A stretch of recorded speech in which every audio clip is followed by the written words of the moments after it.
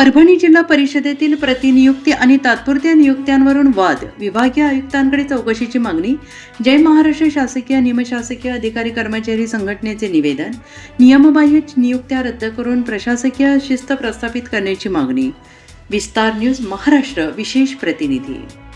परभणी जिल्हा परिषदेतील नियमबाह्य प्रतिनियुक्ती, तात्पुरत्या नियुक्त्या आणि प्रशासकीय निर्णयांच्या अंमलबजावणीबाबत गंभीर प्रश्न उपस्थित करत जय महाराष्ट्र शासकीय निमशासकीय अधिकारी कर्मचारी संघटनेने विभागीय आयुक्त छत्रपती संभाजीनगर यांच्याकडे सविस्तर निवेदन सादर केले आहे.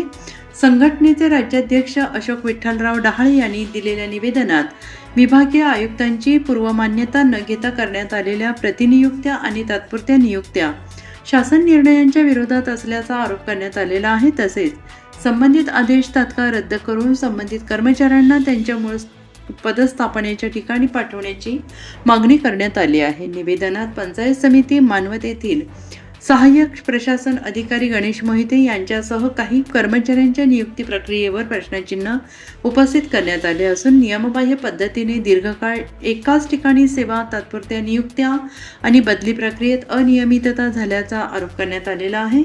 संघटनेने या प्रकरणात तातडीने चौकशी करून दोषींवर कारवाई करावी, अन्यथा 15 ऑगस्ट 2026 पर्यंत कारवाई न झाल्यास विभागीय आयुक्त कार्यालयासमोर बेमुदत उपोषण करण्याचा इशारा दिला आहे. या निवेदनामुळे परभणी जिल्हा परिषदेतील प्रशासकीय कारभार आणि नियुक्ती प्रक्रियेबाबत नव्याने चर्चा सुरू झालेली आहे आणि आता विभागीय आयुक्त कार्यालय या प्रकरणात कोणती भूमिका घेते याकडे सगळ्यांचे लक्ष लागून राहिलेलं आहे.